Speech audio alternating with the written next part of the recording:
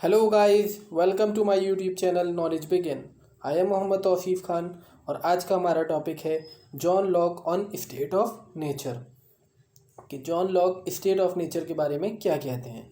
इसकी last video में हमने देखा था कि जॉन लॉक का ह्यूमन नेचर के बारे में क्या व्यू था। तो अगर आपने वो वाली वीडियो नहीं देखी है तो मैं उसका लिंक डिस्क्रिप्शन में डाल दूंगा, आप उस वीडियो को देख लीजिए। उससे आपको अंदाज़ा हो जाएगा कि स्टेट ऑफ नेचर जो है वो किस पर डिपेंड है। क्योंकि अगर हमने हॉब्स वाली वीडियोस आपने देखी होंगी तो उसमें क्या था कि जो ह्यूमन नेचर का व्यू जो था हॉब्स का ह्यूमन नेचर पर जो व्यू था उसके ऊपर ही उन्होंने स्टेट ऑफ नेचर दिया था। स्टेट ऑफ नेचर उसी पर डिपेंड करता है, क्योंकि एक स्टेट जो होती है वो किससे बनी होती है, जो लोग उसमें रहते हैं और उनका जो नेचर होता है उसके बेसिस पे ही उन्होंने स्टेट ऑफ नेचर दिया था। इसी तरीके से जॉन लॉक ने भी जो उनका ह्यूमन नेचर के बारे में व्यू था उसी के ऊपर ही स्टेट ऑफ नेचर के बारे में कहा है, ये अपना व्यू दिया है। For Locke by contrast the state of nature is characterise by the absence of government. Locke के व्यू में एब्सेंस ऑफ गवर्नमेंट था उस टाइम पर, ठीक है, गवर्नमेंट नहीं थी, but not by the absence of mutual obligation. लेकिन लोगों के बीच में म्यूचुअल ऑब्लिगेशंस जो थे वो थे, ठीक है, उनकी कमी नहीं थी। मतलब लोग एक दूसरे को समझते थे एक तरीके से, ठीक है, उनके दुख दर्द को समझते थे, एक साथ रहते थे, उनमें अंडरस्टैंडिंग थी, एक तरीके से हम कह सकते हैं।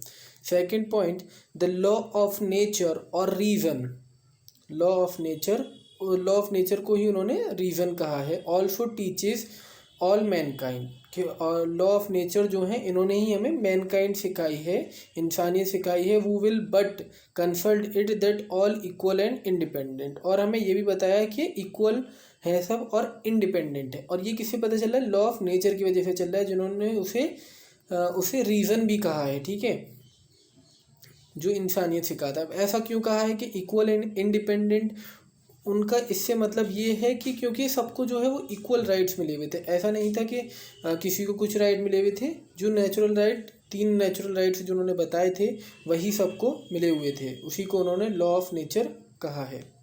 Lock believed individuals are naturally endowed with these rights.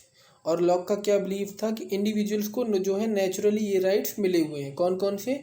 Right to life, liberty and property. And the state of nature could be relatively peaceful. और जो स्टेट ऑफ नेचर जो है वो उनके हिसाब से बहुत ज़्यादा पीसफुल था, ठीक है, सब सुकून से रहते थे, लोगों के बीच में अंडरस्टैंडिंग थी, ठीक है। और ये जो राइट्स थे इनकी वजह से ही स्टेट ऑफ नेचर जो है वो पीसफुल था, उनका ये मानना था, ठीक है, क्योंकि लोगों को ये नेचुरल राइट्स मिले हुए थे। Next point, individuals nevertheless agree to form a commonwealth and thereby to leave the state of nature. और आखिर में इंडिविजुअल्स जो है वो तैयार थे कि एक कॉमनवेल्थ को वो अपना जो है जो सॉवरेनिटी वो बनाएंगे, एक सॉवरेन जो बनाएंगे उसको अपने सारे राइट सौंप दें और एक स्टेट ऑफ नेचर से एक वेल ऑर्गेनाइज्ड स्टेट में आ जाएं।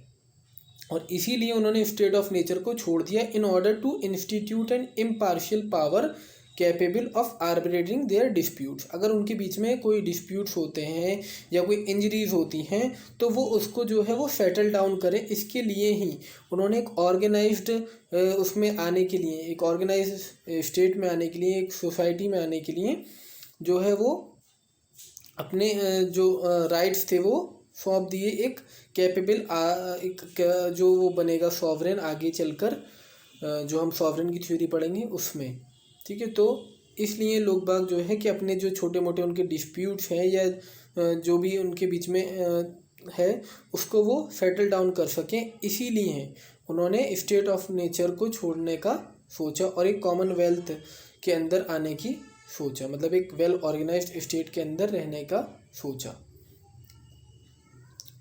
Last point, Locke's idea that the right to life, liberty and property are natural rights that preceded the establishment of civil society. और लॉक्स का वही व्यू कि right to life, liberty and property जो है ये natural rights हैं और इसी की वजह से जो है वो इस्टेब्लिशमेंट हुआ है सिविल सोसाइटी का, उनका ये मानना था। तो ये था जॉन लॉक का स्टेट ऑफ नेचर के बारे में व्यू ये बिल्कुल ही अपोजिट है हॉब्स का। हॉब्स ने बिल्कुल ही इसके अपोजिट बातें की थी सारी, लेकिन जॉन लॉक जो है वो बिल्कुल ही अलग बातें करते हैं। वो बहुत मतलब ह्यूमन नेचर्स के बारे में और स्टेट ऑफ नेचर के बारे में बहुत अच्छी बातें करते हैं। I hope you understand. Please like my video and subscribe to my YouTube channel. Thank you.